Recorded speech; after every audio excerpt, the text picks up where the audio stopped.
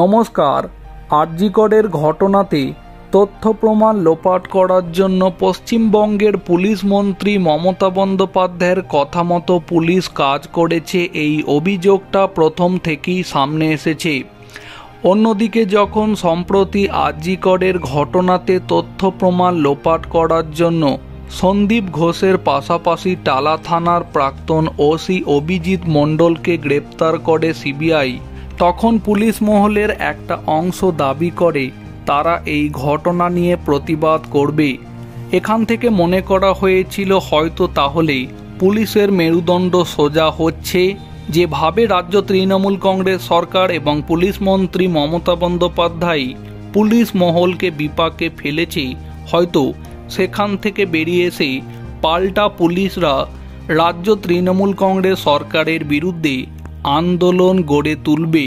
কিন্তু এবার যে সংবাদটি সামনে আসছে তাতে করে এখন এটাই মনে হচ্ছে পশ্চিমবঙ্গের পুলিশ মহল মেরুদণ্ড সোজা করতে চায় না, বরং তারাই এখন পাল্টা সিবিআই এখন যেভাবে আরজিকর ঘটনার তদন্ত করছে সেটাকে দমাতে চাই এবং আরজিকরের ঘটনা ধামাচাপা দেওয়াটাই এখন হয়তো তাদের মূল উদ্দেশ্য থেকে যাচ্ছে। টালা থানার প্রাক্তন ওসি অভিজিৎ মণ্ডলকে সিবিআই গ্রেপ্তার করার পরে কলকাতা পুলিশ মহল এখন যে দাবিগুলি সামনে রেখেছে, কলকাতা পুলিশ দাবি করেছে যে ওসির গ্রেপ্তারি অবৈধ। কলকাতা পুলিশ দাবি করেছে যে প্রসিডিউর ল্যাপস হতে পারে, তবে তার জন্য ডিপার্টমেন্টাল এনকোয়ারি হতে পারে এবং ডিপার্টমেন্টাল সাজাও হতে পারে, কিন্তু গ্রেপ্তারি হতে পারে না।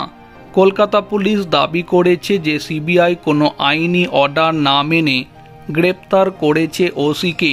সন্ধ্যার পরে পোস্টমর্টেম করা যায় তার নথিও নাকি কলকাতা পুলিশ দেখিয়েছে। এই গ্রেপ্তারির বিরুদ্ধে কলকাতা পুলিশ এবার হাইকোর্ট এবং সুপ্রিম কোর্টের দ্বারস্থ হতে পারে। এই বিষয়ে বৈঠক হয়েছে পুলিশ কমিশনারের সঙ্গে। কলকাতা পুলিশ দাবি করেছে এটা জামিনযোগ্য।